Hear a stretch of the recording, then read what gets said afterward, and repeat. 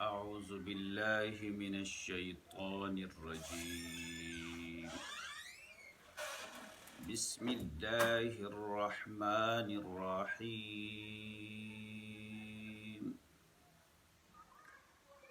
قالوا ربنا يعلم إنا إليكم لمرسلون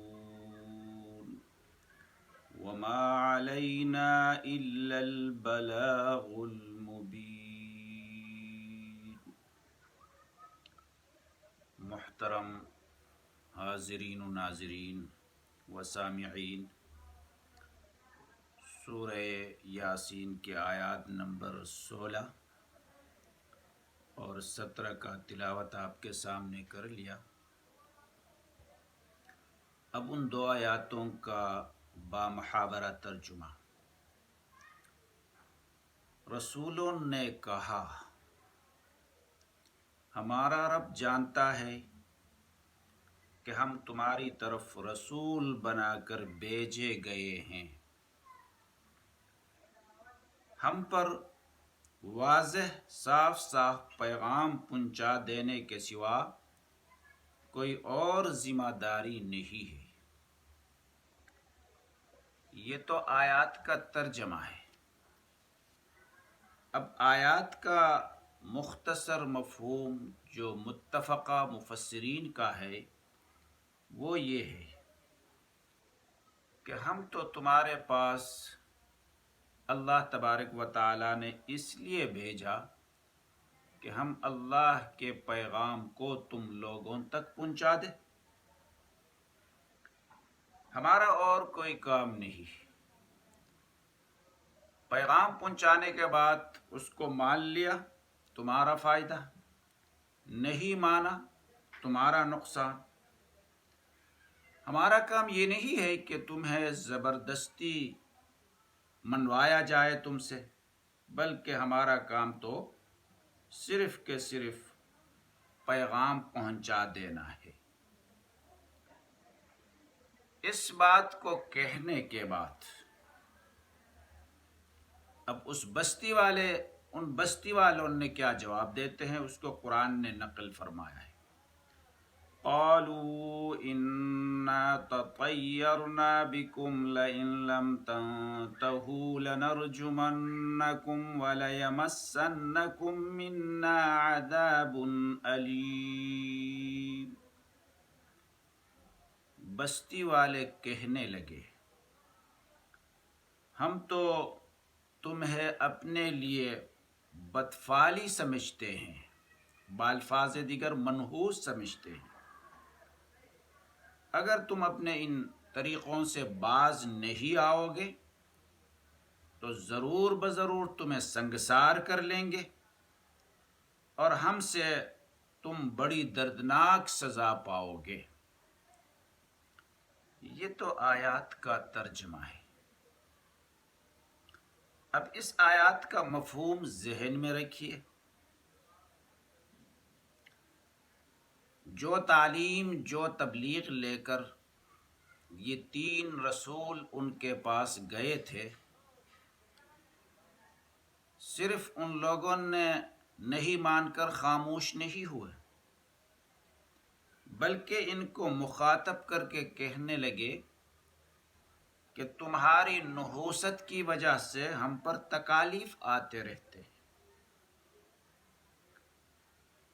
اور ساتھ ساتھ یہ بھی دھمکی دے دی کہ تم اپنے ان کرتوتوں سے، ان دعوتوں سے باز آ جاؤ، اگر نہیں آیا تو ہم سے برا کوئی نہیں ہوگا، تمہیں پتھر مار مار کر لہو لہان کر دیں گے، دوسرے تکالیف میں بھی تمہیں مبتلا کر دیں گے۔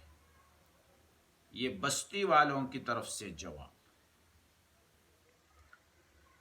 اب دیکھو، بعض مفسرین نے لکھا ہے کہ ان رسولوں کے بات کو جب یہ بستی والے ٹھکرا دیا تو اللہ تبارک و تعالی نے سزا کے طور پر ان بستی والوں پر قحط مسلط کر دیا۔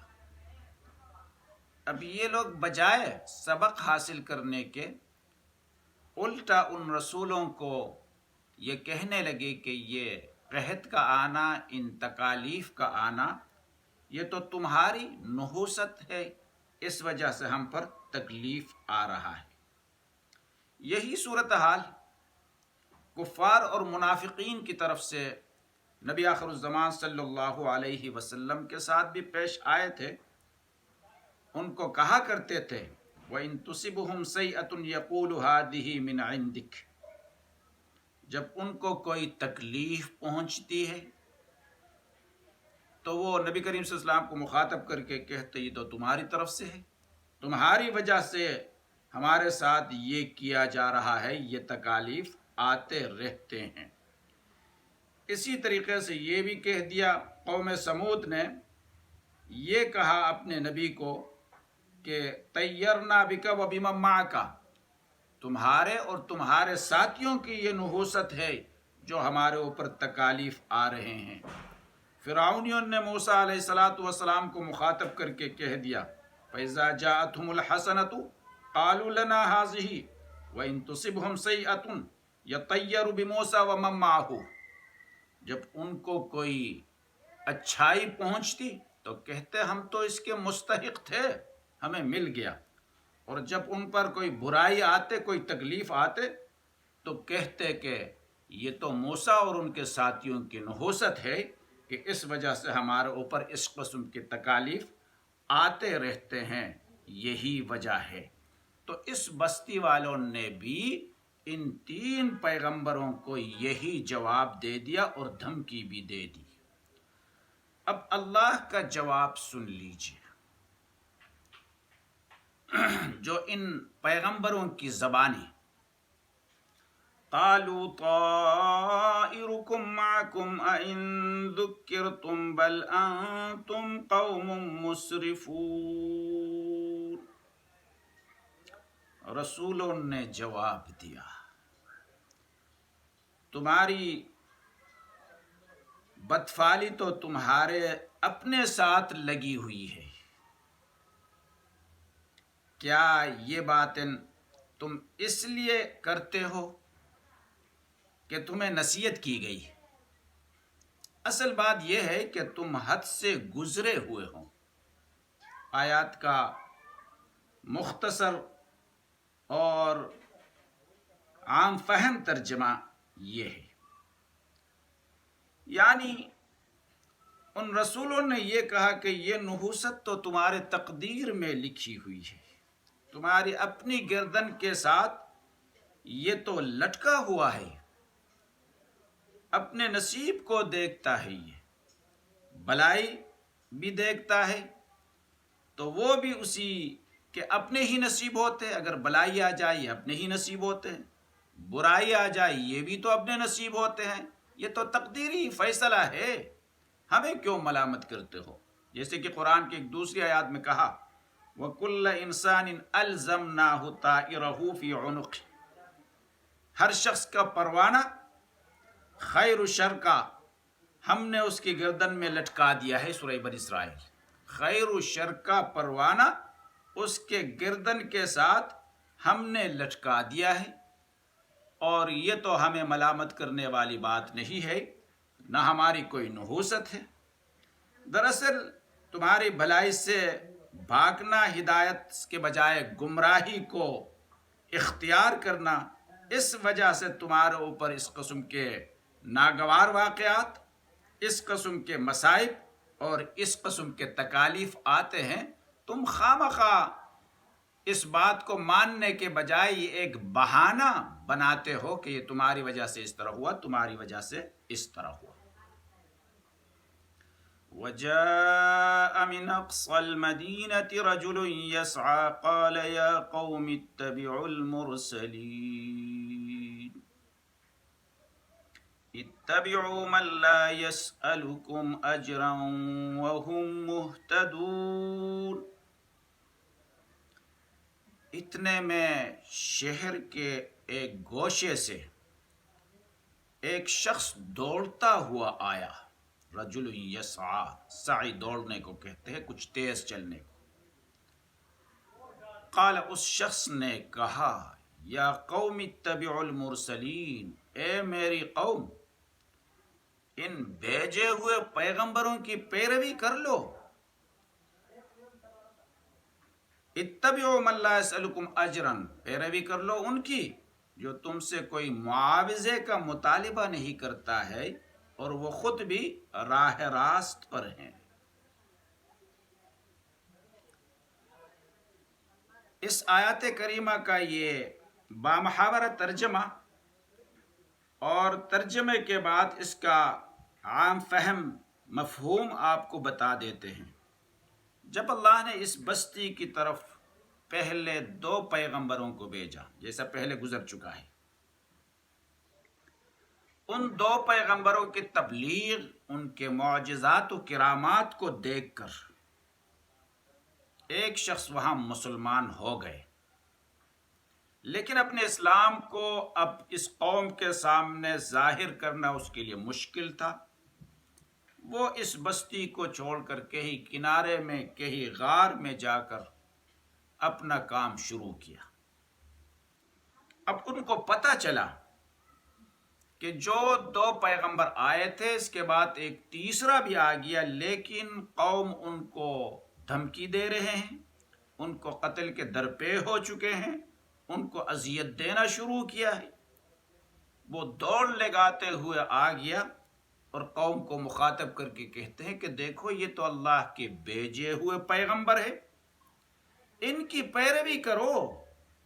تم ان کے ساتھ اس قسم کا رویہ کیوں اختیار کرتے ہو؟ اور ساتھ ساتھ ایک نبی کی 2 دلیلیں بھی بتا دی. ایک شخص کے نبی ہونے کی، رسول ہونے کی 2 دلیلیں بھی انہوں نے بتا دیا. ایک دلیل تو یہ بتا دیا کہ یہ جو کچھ آپ کے ساتھ محنت کر رہے ہیں، آپ کو بتا رہے ہیں، آپ کو سمجھا رہے ہیں، بغیر کسی لالچ کے، بغیر کسی غرض کے، نہ تم سے ووٹ مانگتے ہیں، نہ تم سے نوٹ مانگتے ہیں، بلکہ مفت میں یہ باتیں تمہیں پہنچا رہے ہیں. یہ کسی کے نبی ہونے کی علامت یعنی دلیل ہوا کرتا ہے. اور دوسری دلیل یہ ہے کہ یہ لوگ خود شائستہ لوگ ہیں، ان کے طریقہ کار بالکل درست ہے، ان کے عمل بالکل درست ہے، خود راہ راست پر ہے. یہ نہیں کہ خود راہ راست پہ نہ ہو کر دوسروں کو راہ راست کی طرف بلایا جائے. یہ خود راہ راست پر ہیں، خود سلجھے ہوئے لوگ ہیں، اور تمہیں بھی یہ چاہتے ہیں کہ اس راستے کی طرف بلایا جائے. تو ایسے لوگوں کی باتوں کو ٹھکرانا یہ ٹھیک نہیں ہے. وَمَا لِيَ لَا أَعْبُدُ الَّذِي فَطَرَنِي وَإِلَيْهِ تُرْجَعُونَ، مجھے کیا ہوا کہ میں عبادت نہیں کروں ایسے ہستی کی جس نے مجھے پیدا فرمایا اور اسی کی طرف تم سب کو پلٹ کر جانا ہے.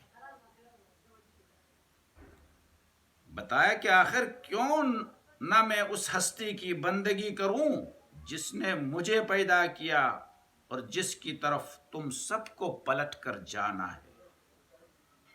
قوم کے سامنے ایک لمحہ فکریہ والی بات سامنے پیش کر لی. وہ لمحہ فکریہ والی بات یہ ہے کہ قوم کو کہا، ارے جی تم ایسے ہستی کی عبادت اور ایسے ہستی کی پوجا پاٹ کرنا نہیں چاہتے جس نے ہم سب کو پیدا فرمایا، اس عالم کو پیدا فرمایا، زمین و آسمان کو پیدا فرمایا. یہ کیا بات ہے کہ اس کو چھوڑ کر کسی بت کی، کسی خود ساختہ چیز کی، کسی نفسانی خواہشات کی پیروی کیا جائے؟ اور اصل بات یہ بھی ہے کہ بالآخر ہمیں جانا بھی اسی کے پاس ہے، کہیں چھٹکارا نہیں ہے، کہیں اور جگہ نہیں ہے، اس کے پاس ہمیں جانا ہے.